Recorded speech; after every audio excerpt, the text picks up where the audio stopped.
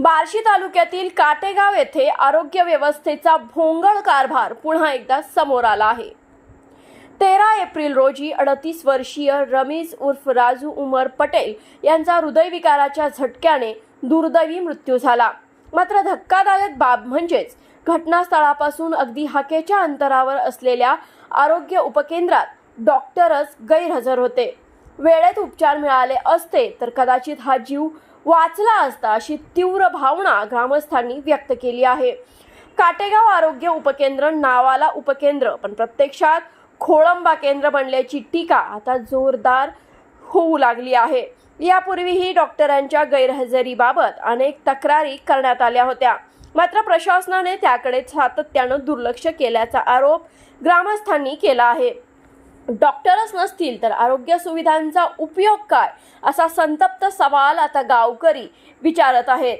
या घटनेनंतर परिसरात संतापाची लाट उसळली असून दोषींवर तात्काळ कारवाई झाली नाही तर तीव्र आंदोलन छेडण्याचा इशारा ग्रामस्थांनी दिला आहे।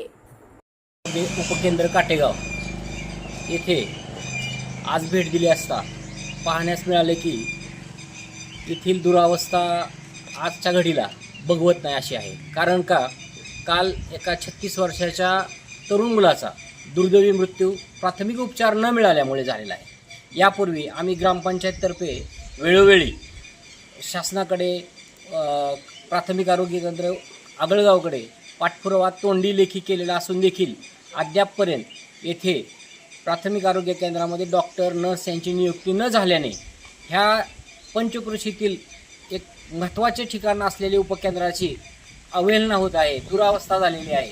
तरी कृपया त्वरित शासनाने याकडे पालकमंत्री माननीय गोरे साहेब आणि प्रशासकीय स्तरावरून याचे दखल घेऊन तातडीने कारवाई करावी व ग्रामस्थांना आरोग्याचे सर्व सोयी येथे उपलब्ध करून मिळाव्यात अशी मी नम्रपणे आपल्या माध्यमातून आवाहन करत आहे।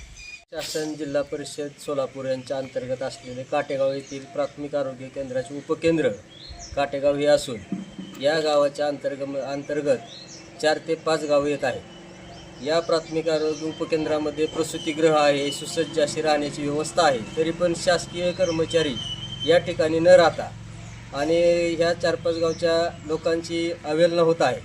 काल तर अशी परिस्थिती झाली की एक 35 ते 36 वयाचा मुलगा प्राथमिक उपचार न मिळाल्यामुळे त्याचा निधन झालं।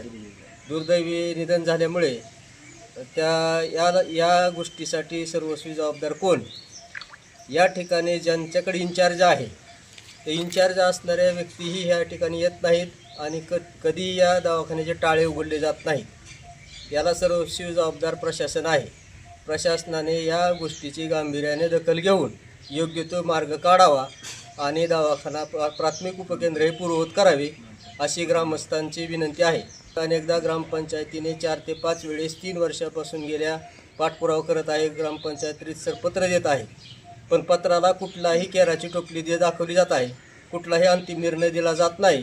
तरी प्रशासनाने याकडे गांभीर्याने दखल घेऊन या उपकेंद्राची होत असलेली दुरावस्था दूर करावी ही विनंती। धन्यवाद। सदरील बाब ही अतिशय गंभीर असून प्रशासनाने याकडे तात्काळ लक्ष देऊन याचा तोडगा काय आहे ती काढण्यात यावा, अन्यथा ग्रामस्थांना आंदोलनाचा पवित्रा हातात घ्यावा लागेल आणि संविधानिक पद्धतीने आंदोलन केले जाईल याची शासनाने नोंद घ्यावी।